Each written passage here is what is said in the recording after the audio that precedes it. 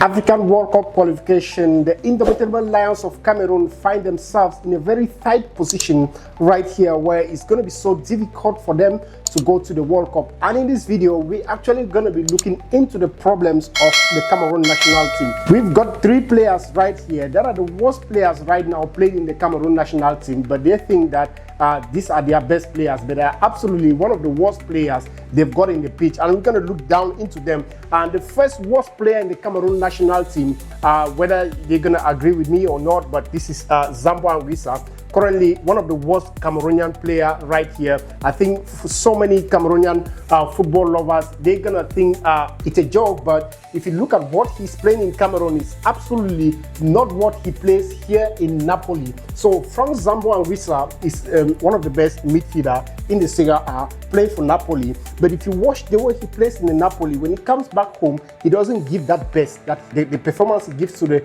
Napoli, you know, he doesn't bring it back home. So so many Cameroonians believe in him, so many Cameroonians trust in him, so many Cameroonians call him one of their favorite, one of their best, because they think that he plays for Napoli, and when they watch him play for Napoli, he usually, give assists, score goals in Napoli, defends very well in Napoli, create chances, and give very, very good key passes in Napoli. But then when he comes back home, what next? Nothing. He doesn't do anything for the Cameroon national team. Just based on the last game they played against Cabo Verde, this was one of the worst player I witnessed playing for Cameroon national team. He was playing around the midfield. He was so clumsy, he was so slow, he loses every ball they give to him, like he cannot even stop the ball. That makes me believe that I think when some of these players, when they are moving back to their home country to play, I believe that they are protecting themselves to go back to play for their club, because that is where they earn the money, yeah? So they don't have this passion for their country. Because looking at the way he played in the last game, it was such a disgrace. Like, you're gonna believe that, okay, we've got this big midfielder, Le Meilleur de Cameroon, who is playing in Napoli, and of course it's someone we're hoping on. But then when he comes back home, he plays this kind of rubbish football. It makes no sense. He doesn't play in the country the way he plays in the club, and Cameroonians have high expectation and then thinking that he's their best player. Some days he's gonna turn up, some days not, but in the last two games he has been absolutely very terrible for Cameroon national team side, And then the second player in the Cameroon national team is right now Vincent Aboubakar. Cameroonians are just fooling themselves with this guy right here, Yeah, they're just, fooling around and thinking that they've got a striker, they've got Vincent Aboubakar. I think they used to call him Aboubakar, but this is not the Aboubakar you used to call, He's getting old. And right now, you cannot bring this player to play in the pitch when he doesn't even have a club to play right now. For how many seasons, how many months he has not played in a club? He's just doing self-training, and you want to bring him, put him in the pitch and let him score goals. You want to bring him, look at his age, you want to take him to the World Cup. Is this the player you want to take to the World Cup, who doesn't even have a club to play? And you bring him, you want to compare his fitness with some other players playing in a local league in Cameroon who are very fit to play. This is Aboubakar, much respect to him, but this is not the Aboubakar we've got before. And when your time is over, it needs to be over. We need to close the chapter, and then we need to move ahead. We don't say, he used to do this, he used to do that. If you want to think about that, then surely Cameroon should bring him back Samuel Eto'o to play for them, which is absolutely not. So Aboubakar right now is absolutely old. He cannot play for the club again, for the country again. Looking at the way he plays right now, he doesn't even have a club. How is his fitness? How do you judge his fitness to play in the club? So Aboubakar is one of the worst players in the Cameroon national team right now. Sub him off. He's having experience, yeah, but he needs to come like 80, 70 minutes maximum to bring that experience into the pitch. He's not a starter anymore. Aboubakar is no longer a starter for the Cameroon national team. And then here we've got the worst thing that ever happened to Cameroonian. This Marc Brys right here is one of the worst things that is happening to Cameroon Football Federation. So he was just smuggled from the back door into the national team of Cameroon like a head coach. Allegedly, the Cameroon Football Federation wasn't even aware of this guy coming to be, the coach of national team of Cameroon. The Minister of Sport, the government, I don't know what the government is doing into the port. He just went and brought this guy who has literally, no experience I believe, to how African football works. If you look at his CV, you see that he was a coach in some other smaller clubs in Belgium and all these things. But looking at this, you don't even see any achievement in what he was doing when he was a coach here. You don't see any achievement. So let's take a quick look at some matches that Marc Brys has played since he became a Cameroon coach. And take note, you're not going to find any big team in Africa right here that this guy has challenged. And then he claims that he's a very good coach. Yeah, let's see what you've got for us right here. So we're going to take a quick look at some of the games he has played. Yeah, so I'm just going to start here. Right here. So Cameroon played with Cabo Verde. This Cabo Verde that won Cameroon 1-0, yeah, he defeated them 4-1 in the first game. Drew with Angola, yeah. Just take note, you're not going to find anything like Nigeria, Egypt, Tunisia, Morocco. He hasn't played any of these teams. So imagine he's going to play with them and he's having a draw or having a lose with Cabo Verde. It's crazy. He won Namibia 1-0. Yeah, we cannot be talking about football and comparing Namibia with Cameroon. Namibia was good before, not now. I mean, just 1-0, he defeated Namibia, yeah? And then go to Zimbabwe. He drew new with Zimbabwe. Who is Zimbabwe? Where is Zimbabwe even located? I mean, when you talk about football, Cameroon shouldn't be standing grounds with Zimbabwe. At least she defeated Zimbabwe 5-0. But he drew with Zimbabwe 0-0, yeah? And then he won Kenya 4-1. Of course, Kenya doesn't know football. Kenya is not mentioned anywhere when you talk about African football, except for now they're trying to step up, you know. So he won Kenya 4-1 and then 1-0 again in the second leg. And then coming here against Namibia again. See, this Namibia, still he drew with Namibia new. And then Cameroon won Zimbabwe 2-1. That means you even consider a goal against Zimbabwe. Zimbabwe is a club that is a country that should take at least 5-0 from Cameroon. And then Central African Republic, you won Central African Republic just 1-0 in a match that Central African Republic right now is very, very down. I mean, and then second leg 2-2. Let's see what is next right here.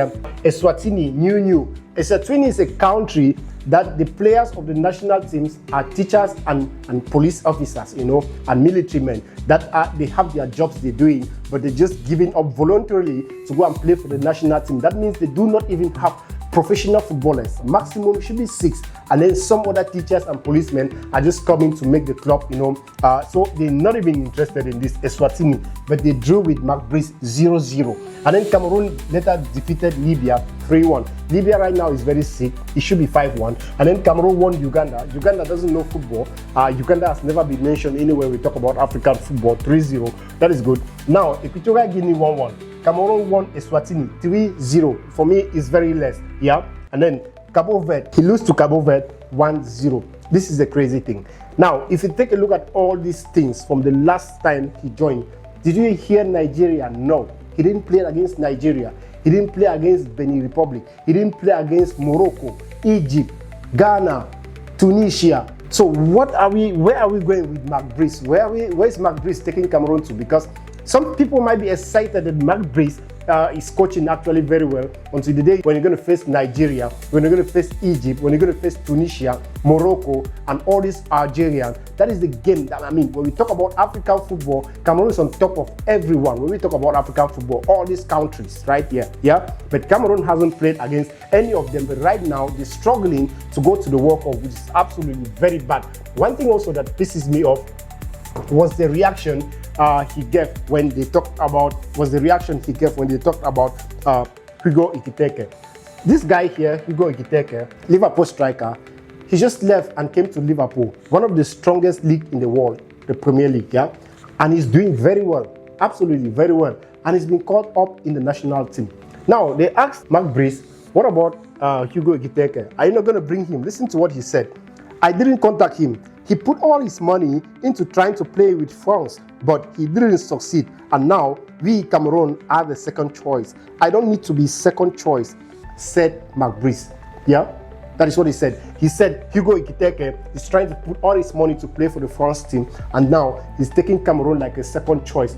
But for me, I personally do not believe all of these stories, yeah, behind the scenes, because it's not once, it's not twice. We've heard the Minister of Sport in Cameroon running after players in Europe to call them back to come and play back home. If you hear the story of Kylian Mbappe, so many stories around of players who didn't come back because of what? Corruption. Maybe they asked them money to join the national team and all these things, and then they went away.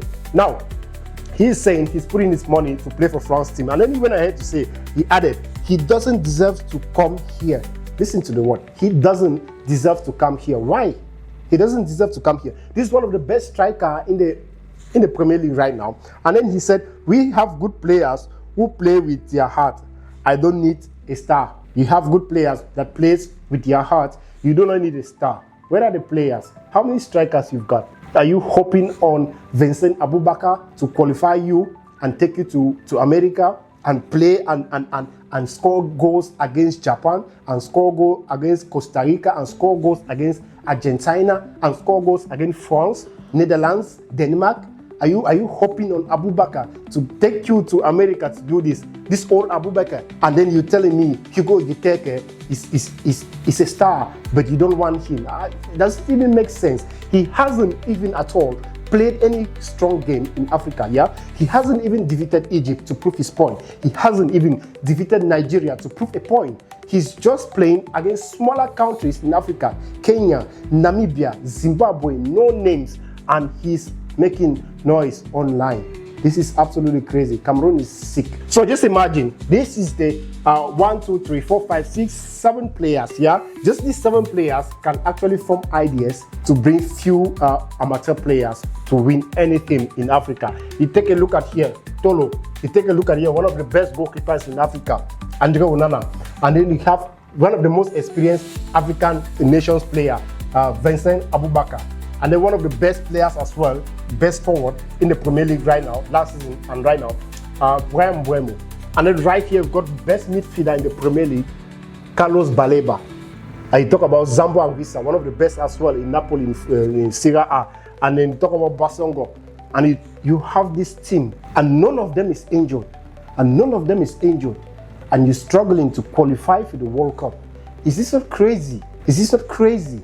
I mean, how long is it going to take for Cameroonians to realize that they will not go anywhere with this coach? I mean, we have a game tomorrow, but even if we win this game, even if we win the next one, how did Cameroon find themselves in the second position? How was it possible? With Cabo Verde?